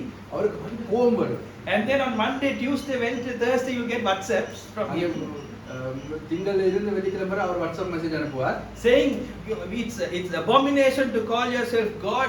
It's abomination. Come up with so many different preachers who have said it and quote them and said it. நீங்கள் தேவதூசனம் சொல்லுகிறீர்கள், நீங்கள் கிறிஸ்து என்று நீங்கள் சொல்வது அவர் தேவதூசனம் என்று சொல்லுங்கள். Because flesh and blood cannot reveal this to you. மாம்சமும் இரத்தமும் இதை வெளிப்படுத்த முடியாது. It is only the heavenly Father who can reveal to you. பரலோகத்திலே தேவன் தான் நீங்கள் யார் என்று உங்களுக்கு வெளிப்படுத்த முடியும். Christ in you, the hope of glory. கிறிஸ்து உங்களுக்கு இருப்பதுதான் அந்த பெரிய ரகசியமாக And you have to come to that point of separation to know and understand who you are. அந்த தனிமைப்படுத்தப்பட்டது அந்த பிரிவினைக்குள்ளாக நீங்கள் வந்தால் தான் நீங்கள் யார் என்று நீங்கள் அறிந்து கொள்ள முடியும். And that's what we are today. அதுதான் நாங்கள் இன்றைக்கு இருக்கிறோம். We are sons of the living God. நாங்கள் ஜீவிக்கிறதான தேவனிடத்து பிள்ளைகளா இருக்கிறோம். We are daughters of the living God. குமாரனா இருக்கிறோம். We have come to a place of maturity. நாங்கள் வந்து தேறின புருஷனாக இருக்கிற ஒரு நிலைமைக்கு வந்திருக்கிறோம். That is step number 3. அதுதான் மூன்றாவது பாதை. Taken a long time, so I'm not going to spend too much of time. நான் நிறைய நேரங்களை எடுத்து நான் இதுக்கு மேல நேரங்கள் எடுக்க போறது. Step number 4. நான்காவது பாகம். Now comes the hardest part. இது ரொம்ப கடினமான காரியம். Because when he was a son, இயேசுவானவர் அங்கே அவர் குழந்தை மகனாக இருக்கும் பொழுது he had received the greatest witness that anyone God has given anyone. He said, "This is my beloved son in whom I am well pleased, hear him." தேவன் அங்கே சாட்சி கொடுக்கிறார், நீ என்னுடைய நேசகுமாரன், நான் உன்னிடத்தில் நேசமா இருக்கிறேன் என்று அவர் அங்கே சாட்சி சொல்கிறார். இவருக்கு செவி கொடுங்கள் என்று அவர் அங்கே சாட்சி கொடுக்கிறார். All heaven and earth at his அங்கே பரலோகமும் பூமியும் அங்கே ஆர்ப்பரித்தது. Jesus says at the cross, he says, I could call 12 legions of angels and they would come and bear me away. அவரே அங்கே அதாவது சிலுவை அறைய போகும் இயேசு சொல்றார், நான் இந்த நேரம் இந்த என்ன ஆணை கொடுத்தால் 12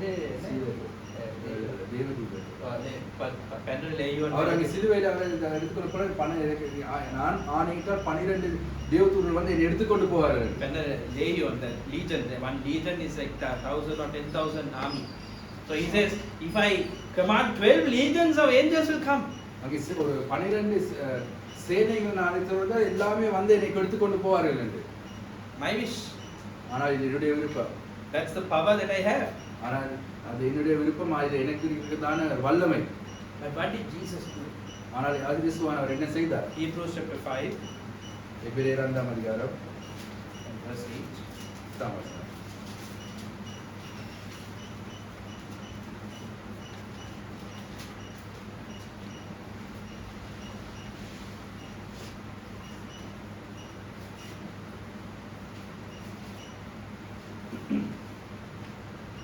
Verse 8 it says, though he were a son, yet learned he obedience by the things which he suffered. And being made perfect, he became the author of eternal salvation unto all them that obey him.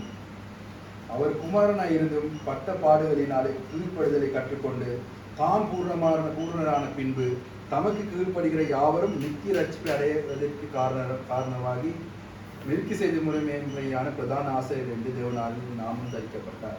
So it says, though he were a son, our he had all குமாரனாய் authority. இருந்தும் Son, I preached about this. When you have to become a son of God, you get all authority. அங்கே நான் வைக்கிற பிரசங்கிட்ட நீங்கள் குமாரன் இருக்கும் பொழுது உங்களுக்கு அந்த சுதந்திரத்துக்குரியதான எல்லா காரியமும் உங்களுக்கு இருக்கும். You can do anything you want. அந்த வகையில் நீங்கள் எது வேண்டாலும் செய்யலாம். But though he were a son, அவர் குமாரனாய் இருந்த பொழுதும் yet learned he obedience by things which he suffered. அவர் பட்ட பாடுகளினாலே கீழ்ப்படுதலை அவர் கற்றுக்கொண்டார். And therefore he was made perfect. அதனாலே அவர் பூர்ணராகப்பட்டார். So from he was a mature adult, அவர் ஒரு தேர்ந்த புருஷன், but he wasn't perfect. ஆனாலும் பரிபூர்ணமானவர் அல்ல. His perfection came through obedience. அந்த பரிபூர்ணமானது வந்தது கீழ்ப்படியும் பொழுதுதான். Philippians chapter 2 பிலிப்பியர் 2 அதிகாரம்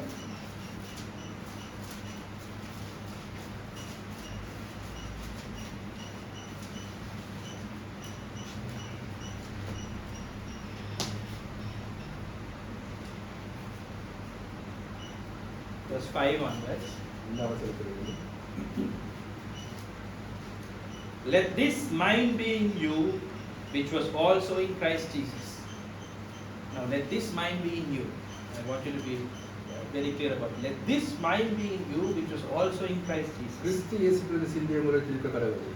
Who being in the form of God, thought it not robbery to be equal with God. அவர் தேவனுடைய ரூபமாய் இருந்தும் தேவனுக்கு சமமாய் இருப்பதை கொள்ளையாடின பொருளாக எண்ணாமல். So that's number one. So what is your mind?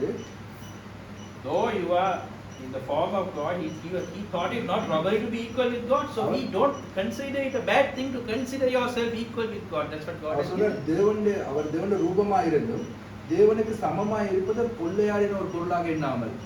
கொள்ளையாட போனா என்ன வேண்டாம். Don't, you are equal with God. God has made you. சமமாய் இருக்கிறீர்கள். அதனால ஒரு கொள்ளையாடின பொருளாக என்ன வேண்டாம். But he says, ஆனாலும் he made himself of no reputation. அவர் தம்மை தாமே வெறுமையாக்கினார். And took upon him the form of a servant. அவர் ஒரு அடிமையின் ரூபம் எடுத்தார். It was made in the likeness of men. அது ஒரு மனுஷ சாயலா இருந்தது. And being found in fashion as a man, he humbled himself and became obedient unto death, even the death of the cross.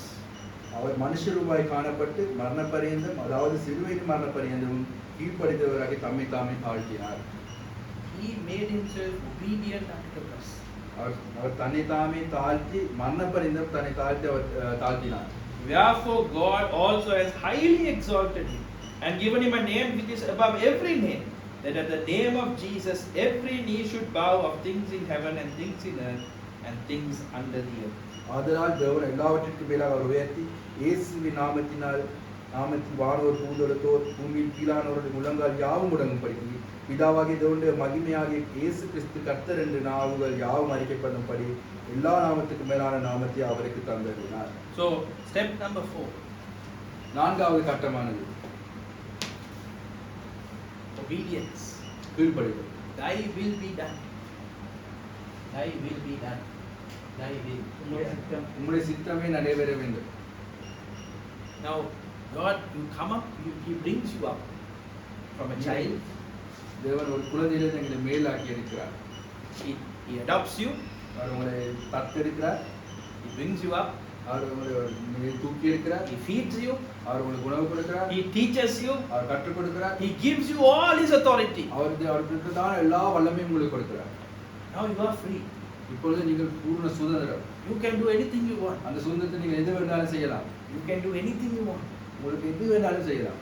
But true perfection ஆனாலும் பரிபூர்ணமானது is when you bring your will in obedience to Him, not because you have to, but because you want to. அது உங்களுடைய விருப்பமானது அவருக்கு கீழ்ப்படுகிறதான காரியம், அதை நீங்கள் செய்ய வேண்டும் என்ற கடமை அல்ல, அது உங்களுடைய விருப்பத்திலே வர வேண்டியதா இருக்கு. As long as you are a child, நீங்கள் குழந்தையாக இருக்கும் பொழுது you are obedient to your parents. நீங்கள் உங்களுடைய பெற்றோர் கீழ்ப்படுவீர்கள். Because you know, otherwise you are not going to get your meal or you are going to get wet. நீங்கள் கீழ்ப்படுவதற்கு காரணம் நீங்கள் அந்த கீழ்ப்படியாக உங்களுக்கு தேவையான காரியங்கள் நடைபெறாதனால. But when you have grown up, நீங்கள் அதே முதிர்ச்சி அடைந்த பொழுது, when you start earning money, நீங்கள் உழைக்கும் பொழுது you are completely independent. நீங்கள் முழு சுதந்திரம். You have no reliance on your parents. நான் உங்க பெற்றோர்களுக்கு நீங்க தங்கி இருக்க மாட்டீர்கள். Then if you choose to be obedient to your parents, அதற்கு பிறகு நீங்கள் பெற்றோருக்கு கீழ்ப்படி இருக்கு என நீங்கள் ஆசைப்படும் பொழுது, that is your love. அதுதான் உங்களுடைய அன்பு. That is not a requirement. அது ஒரு கடமை அல்ல. That is love. அது அன்பு. There is a difference between a child's love for the mother. அங்கே ஒரு குழந்தை குழந்தையின் அன்பு தாயின் அன்பை விட, that love is a dependent love. அது குழந்தை தாய் மேல இருக்கிற அன்பு ஒரு தங்கி இருக்கிறதான ஒரு அன்பு. I love you because you love me. ஏன்னா நான் உன்னை நேசிக்கிறேன், நீங்க என்னை நேசிக்கிறேன்னு சொல்லுவாங்க. Because he first loved me. எனக்கு நீங்க அன்பு செலுத்து. I love him because he first loved us. நான் அவரை நேசிக்கிறேன், அவர் என்னை நேசிக்கிறபடியா. Now you come to an independence. நீங்கள் ஒரு சுதந்திரவாதியாக வரும் பொழுது, you can choose. உங்களுக்கு எது வேண்டாலும் தெரிந்து கொள்ள முடியும். Then the question is, what is it that you choose? நீங்க என்னத்தை தெரிந்து கொள்ள போகிறீங்கன்றதுதான் கேள்வியா இருக்கு. Because that is the same choice that was put to Eve, Adam and Eve. அதே அந்த சுதந்திரம் தான் ஆதாமுக்கு ஏவாளுக்கு கொடுக்கப்பட்டது. The same question. அதே அந்த கேள்வியா இருக்கு. Because the serpent came to Adam and Eve and said, அங்கே சர்ப்பமானது அங்கே வந்து he said, when you eat of this tree of knowledge of good and evil, இந்த கனியை நீங்கள் புசிக்கும் பொழுது நன்மை தீமை என்னென்று அறிந்து கொள்வீர்கள். you will know the good and evil. நன்மை தீமை என்னென்று அறிந்து கொள்வீர்கள். You will be like God, he says. நீங்கள் தெரிந்து கொள்ளும் பொழுது you will become invincible. நீங்கள் invincible, அதாவது உங்களை ஒரு நாளும் அழிக்க முடியாது. உங்களை யாரும் அழிக்க முடியாது. And on the other hand, அதே நேரம் God had told them, if you eat of this tree of life, நீங்கள் இந்த ஜீவத்தை புசித்தால் you will have eternal life. ஆனால் உங்களுக்கு நித்திய ஜீவன் உண்டு. One was obedience, ஒன்று கீழ்ப்படிதல், one was greatness. மற்றது greatness, அதாவது glory, மகிமை. Question is, which will you choose? நீங்கள் எதை கேள்விக்கொள்கிறீர்கள் தான் கேள்வியா இருக்கு. Jesus was offered, Satan offered to him and said, I will give you the entire world. அங்கே சாத்தான் இந்த பூமியே உங்களுக்கு தார என்று இயேசு அங்கே சொல்லுகிறார். God had already told him, this is my beloved son, hear ye him. அங்கே ஏற்கனவே தேவன் சொல்லிட்டார், இது நான் என்னோட நேசகுமாரன், நீ அவருக்கு செவி கொடுங்க. Jesus had control of all the angels. அவருக்கு எல்லா தேவ தூதர்களையும் அவர் கட்டுப்படுத்த முடியும். Jesus had a choice. இயேசுவானவருக்கு தெரிந்து கொள்ள. Jesus chose to obey. இயேசுவானவர் கீழ்ப்படிதலை தெரிந்து for the joy that was set before him. அவருக்கு முன்பாக இருந்த மகிமைக்காக he learned obedience by the things that he suffered. அவர் பட்ட பாடுகளை நிமித்தமாக அவர் கீழ்ப்படிந்தார். And so God has given him a name that is above every other. அது நிமித்தமாக தேவனானவர் எல்லாவற்றுக்கும் மேலான நாமத்தை அவருக்கு கொடுத்திருந்தார். The reward comes from obedience. அங்கே கீழ்ப்படிதலினால் வருகிறதான reward comes from obedience. அதாவது அவருடைய கொடுப்பன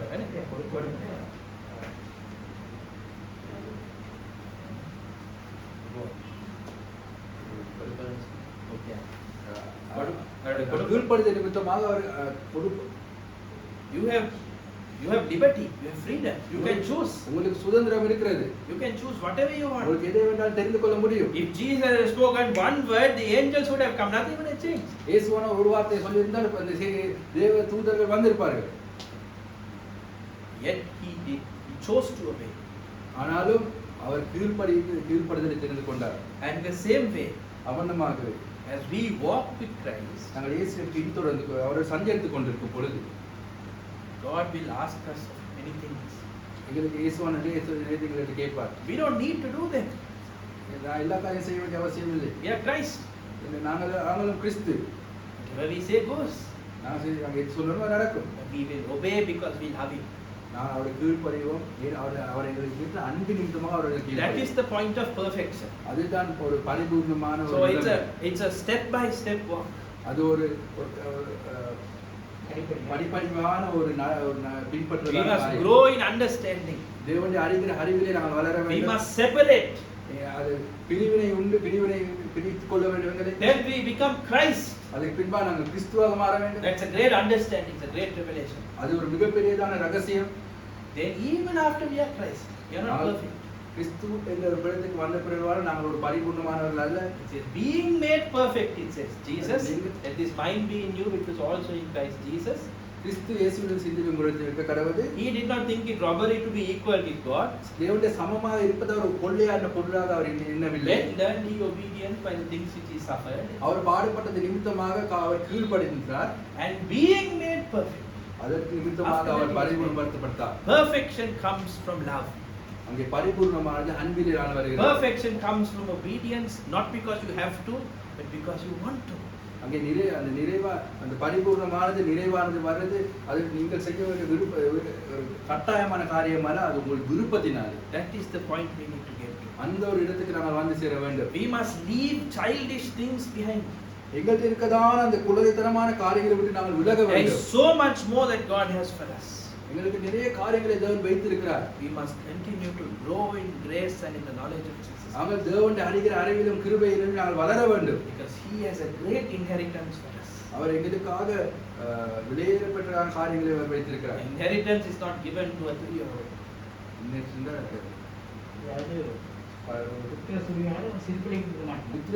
சிறு பிள்ளைகளை கொடுக்க மாட்டார். Only of those who are mature age. அங்கே தேறின புருஷனுக்கு தான் அந்த புத்திர சுவிகாரம் கிடைக்கும். We must grow. நாங்கள் வளர வேண்டும். We must have the desire to grow. நாங்கள் வளர வேண்டும் என்றதான விருப்பம் இருக்க வேண்டும். Don't be satisfied with grade 3. அங்கே நாங்கள் 3ஆம் ஆண்டிலே நாங்கள் இருந்து அதிலே நாங்கள் இருக்க கூடாது. Move on to திருப்தி கூடாது. Move on to perfection. ஆனால் நாங்கள் பரிபூர்ண நோக்கி நகர வேண்டும். Because simply missing a small chorus. Move on, brothers, move on, sisters. This is the moving day. Move on, brothers.